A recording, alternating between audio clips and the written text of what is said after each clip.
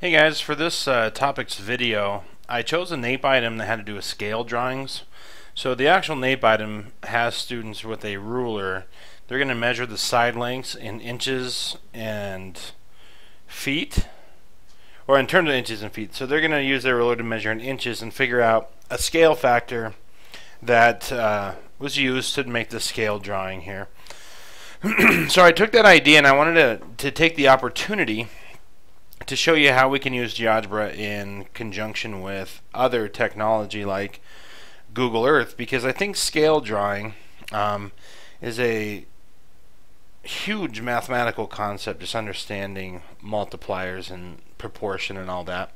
So Google Earth is actually a pretty good way. This is Belgrade High School.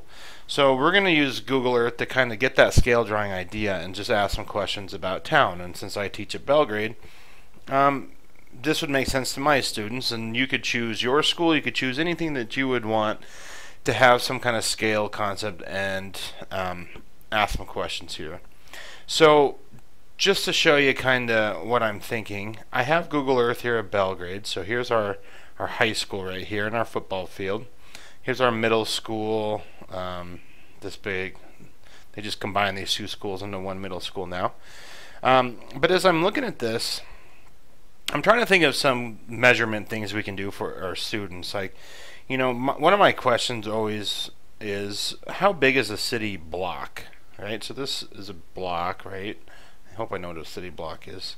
So what are the dimensions maybe of the city block, or how much area maybe, you know, does a city block take up in terms of feet or yards or miles or whatever units you want to convert to. So here's how we can use Google Earth and we can use Geogebra, which I believe you could do all these features I'm going to do in Geogebra with Google Earth. It's just that I like to use Geogebra and use its features as well. So the first thing that I'm going to do is I'm going to take a picture of this map right here, and we're going to use this football field to be our help us get our scale of this drawing. Okay, so first thing, I use what's known as the snipping tool. Windows 7 and Windows 8 has the snipping tool that's already embedded in it. So I'm going to hit new, and I'm just going to capture this whole screen right here. So here's my picture. In Geogebra, we have to save the picture file.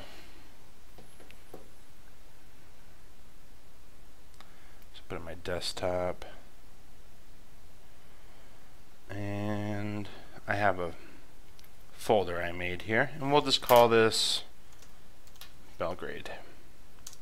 Okay, so I got my picture of my Google Earth window saved. So now I'm going to open up a Geogebra, and I'm going to insert that image, which in this third toolbox from the right here, I don't even know the name of that. I call it the text toolbox, but it's a lot more than that. There is an image tool, so I'm going to click on the image tool. Remember, where you click on the screen is going to be like the bottom left corner of your picture, right? So I always click down the bottom left of my screen, and then I'm going to go to my folder, open up my picture.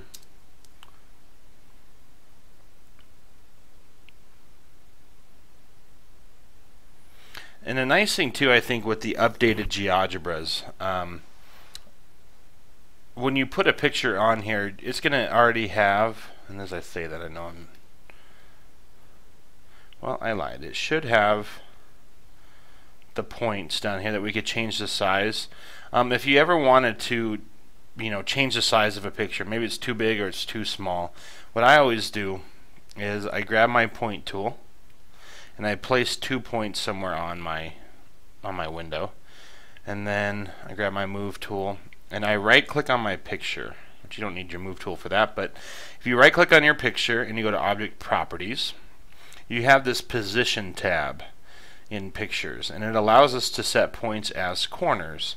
So this bottom left corner is going to be, I'm going to click the down arrow here, or I don't see it in my list, so I'm just going to type A. It's going to be, this point A is going to be the bottom left corner. Hit enter, and my bottom right corner is going to be B, and I'm going to hit enter, and I'm going to get out of this preference window. So now I define the corners of my pictures to be my points. So if you don't have the points already when you put your picture up. If they're not already there, then that's how you can change the size of pictures. Okay, so leaving everything now the way it is, let's ask some questions. Let's go to a city block, and also, this kind of weird quadrilateral here is the land that Belgrade High School's on. So we could ask the question of, how much area does that cover, right? And maybe we can talk as far as feet considered. So here's what I do. We need to have, if we want real measurements, we need to be able to have something in our picture that we can measure with Geogebra to get a segment length, and we need to know in reality how long that measurement is in terms of the units we want. So if I'm talking feet, then there's got to be something in this picture that I can use that I know the length of it, and therefore I know feet, and I can relate it to segment length in here. So what I mean by that is I'm looking at the football field, and a football field we know is 100 yards long, and I'm sure it's hard to see in my video because it's hard to see in this picture, but there are two little field goal posts. There's one right here, and there's one right here on my picture. So from field goal to field goal, each field goal being 10 yards, from the end zone. So really, from field goal to field goal, that's going to be 120 yards or 360 feet. So what's nice about knowing that, I'm going to use my segment tool. I'm going to change its color to make it kind of stand out. I'll make it a little bit thicker. So I'm going to place a point on one of my goalposts and another point on the other goalpost. And we automatically are given that segment length in our algebra window over here. So 2.6. So what's nice now is we know that any measurement that's 2.6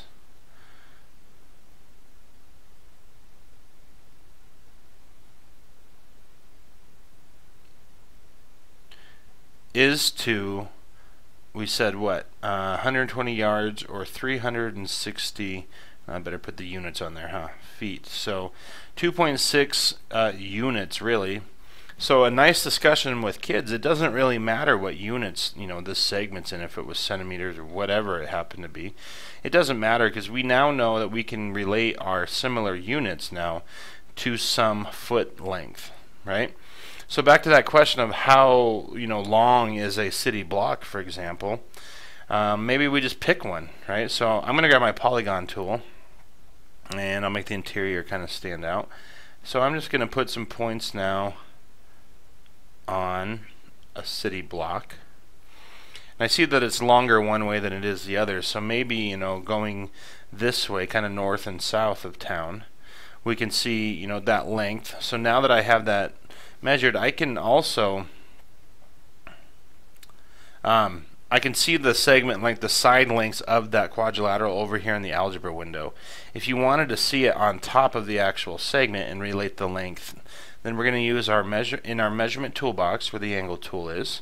I'm going to grab that distance or length tool. So there's two ways to use the distance or length tool.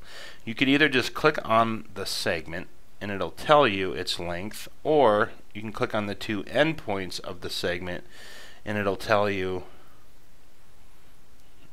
the distance between those 2 points, which is the same thing. So FE is 3.12 units long, and we know that for every 2.6 units we're going to get 360 feet. So this is going to be over 360 feet, and in fact we could just set up a proportion and solve for this, right? So proportionately we could say something like, well, 2.6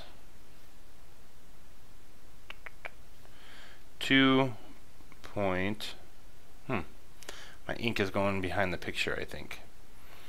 But we can go 2.6 feet is to 360 feet as 3.12 or units, excuse me, 2.6 units is to 360 feet as 3.12 units is to how many feet, right? So we would just take, oh, calculator's not going to work. Well, for this video, I guess, I won't do that proportion, but you can, I hope, see where I'm trying to get with that. So you can actually figure out the actual measurement too, just by knowing something like the length of a football field using Google Earth. Okay, back to that question of how much area does our school take up. You could ask all sorts of questions like that.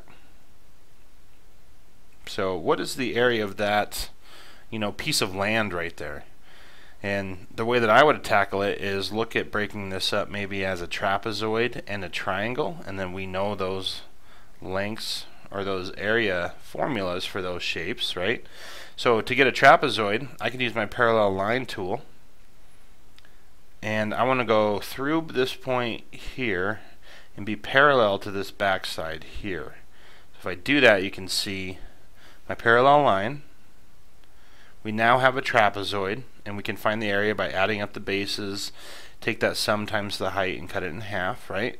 And then also we have a triangle in here now, and we can maybe assume right angle if we're just estimating, and we can get the area of that triangle. Therefore we have the area of that chunk of land. And you could ask all sorts of other questions. You can just kind of move around on Google Earth, and now that we have that segment length and that scale factor, as long as we don't change anything, we don't zoom in or zoom out, we can then measure a lot of other questions. How about how much land is the middle school on? And you can ask questions then if you know the value of an acre of land or whatnot. Can you figure out how much money the school is sitting on, basically, right? And ask all sorts of fun questions kind of like that. But here's an example of using Geogebra with Google Earth to take a scale factor concept, and by putting a picture in, we can use our scale factor and measure all sorts of fun stuff. So have some fun with the scale factor and Google Earth.